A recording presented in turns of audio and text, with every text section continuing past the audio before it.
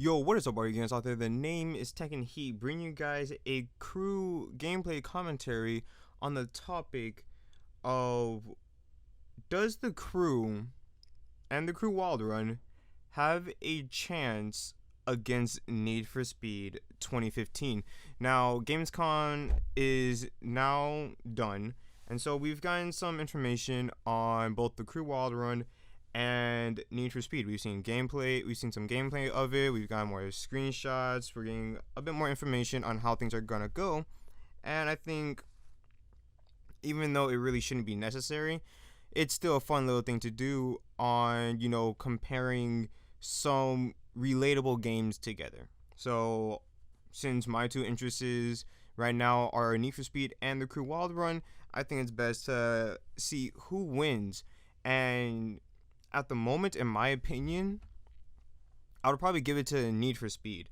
One of the reasons why, well, I guess one of the biggest reasons is because it's nostalgia.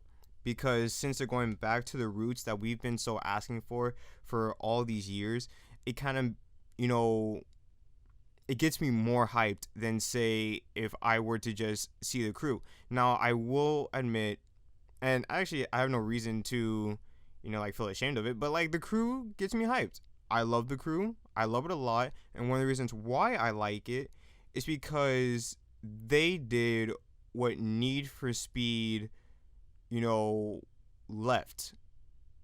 The crew brought a nice story mode.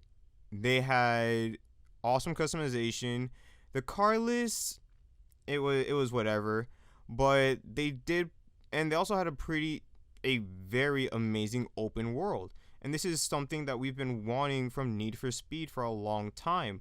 So when the crew came out, this is why the crew is probably one of my favorite games that I played in a very long time, even more than Call of Duty. So now that Need for Speed 2015 is back and has gone back to the roots, does the crew have a chance anymore? Like, yes, the Wild Run does look beautiful. Yes, I am still gonna get it, but can it compete? And let's see what both of these games have to offer. Starting with the crew Wild Run. One of the biggest noticeable things that we see are the graphics. They did mention that they were going to improve the graphics, and the moment we saw gameplay, it looked so beautiful. Like, compared to the crew now, the crew Wild Run, that's what the game should have looked like at the start. Because a lot of times you hear reviews, these professional reviews, a lot of the main con to the game is pretty much the quality. The graphics just aren't up to par with a lot of modern day racing games like Forza, Gran Turismo, Need for Speed. It just didn't compare. Now, for me, I looked past it because what the crew lacked in quality, it's, it was big on its quantity. Its open world is the biggest open world I've ever seen in a racing game. Probably in like a game period, at least from my experience. So when people were bashing on the graphics, it's like you guys pay attention so much on the graphics that you tend to forget that you're covering the entire United States. So it made its sacrifices, and it was a pretty good one. And it still looked pretty good in my opinion. But now that they've actually improved the graphics, I think a lot of people, like, there will be a lot less complaints than there were before. Something else that we're seeing is it seems that they are going to be improving the handling a little bit more, and they're even going to be putting in drift spec, which is something that a lot of racing fans really wanted, because a lot of times, like in the racing community, when you're done with the story mode, when you're done with the progression, there's not much to do left.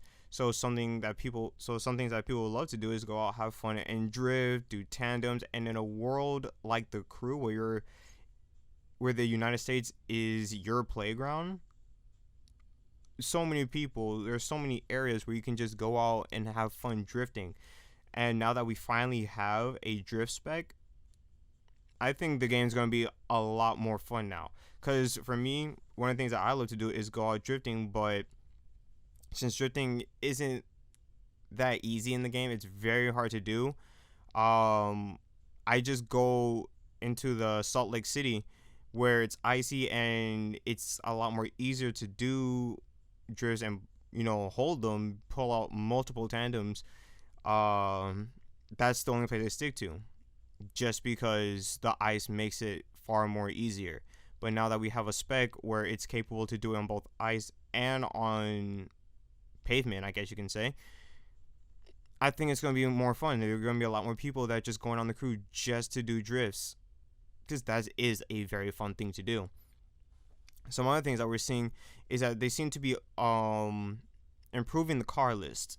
We haven't seen much, but we have seen the BRZ, and that only gets us thinking. What else are they putting in the game? Because we have been highly requesting for more tuners to be put in the game, because the only tuners in the game are the 350Z and the Skyline. We've wanted a far greater tuner car list in the crew for ever since the game came out. So seeing that the BRZ's in it, that was one of our requests. Something else that I hope we're also gonna be seeing in the game are stuff like RX-7s, Evos, Supras, and any other iconic car out there, at least in the JDM community. So hopefully it's not just the BRZ. Hopefully they are actually going to be improving the car list, and if they are, that's going to be so damn exciting. Can't wait.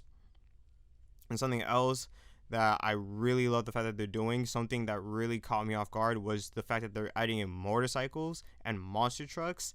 Like, I really did not see that coming. Maybe the bikes is a little, okay, I can see that, but then monster trucks, like, what the hell? That is pretty badass. So they're adding in a lot of stuff in this expansion that will make the game well worth going back to playing. Now let's go on to Need for Speed. As I already mentioned, Need for Speed has that nostalgia, especially in its underground era, which Need for Speed 2015 is going back to. That's what this entire reboot is. It's them going back to their roots, the roots that the fans so truly love. So that right away is something that might, trample the crew. It's the fact that Need for Speed is finally going back to the roots that everybody has been so asking for, and that so many people have been going off to like Forza Horizon just because it's the closest thing we can get to what we've missed. But since the original is going back to its original, more people are going to be going back to that. So what is the original? Because that's the biggest thing that will possibly put Need for Speed on top. Customization. The customization is by far the greatest looking customization I've ever seen in any recent racing game, period. You can literally customize any panel on the car. So far, we've only seen wide body kits, but I'm pretty sure we can also get some just regular aftermarket body kits. So if that's a thing, that's going to excite me. Wings, who doesn't love a big wing? Well, those who think that they just belong to racers. You can also do like fender flares, which is badass. You can do, like I said, individual bumpers, tail lights, headlights, license plates, rims, which are always beautiful. They even said that you can adjust like your camber, so that's going to be pretty awesome for those who like the stance life and the drift life. I can't wait to lower my car. I can't wait to do all kinds of things to make the car to be what I want it to be. Something else is a high list on the tuners, something the crew so greatly lacked on. Need for Speed has always had that wide range of import tuners. Yes, they also have the muscles and the exotics, but the imports is what a lot of the fan base really cared about. And looking at what we've seen so far, Need for Speed is going to have a pretty sick car list for the imports. We've seen the FRS or the BRZ. We have seen the 180SX or the 240SX, however you want to interpret it. We've seen the Evo. I believe we've seen the RX-7. We have seen the Skyline. I believe we may have caught a glimpse of a Sylvia. We've seen an NSX, and I'm pretty sure there are a lot more imports I'm missing. But like a lot of the ones I just named are a lot of the iconic ones that we've so wanted in like any racing game out there. So they done well on that. Something else is the story mode. Now, I don't fully know how in depth this story mode is gonna be, but looking at it, I have high hopes because pretty much it's one of those. It's not too linear. It looks to be create your own path, because the point is to build your way up in impressing the 5 icons: the speed icon, the style icon, the build icon, the outlaw icon, and the crew icon. Now, I'm not sure if it's a requirement to impress all of them, if there's a timeline in which you meet up with all of them, or if it's, make your own choice. If you just want to do customization, then you can just do that and not to worry about all the other icons. If that's a thing, then that's pretty exciting, because it's really, here are your options. Do what you want with them. If you don't want to go one way, we're not forcing you to. If that's a thing, that's going to really excite me. And I love the fact that their icons are actually iconic racers in the car community. So that is something that's really awesome.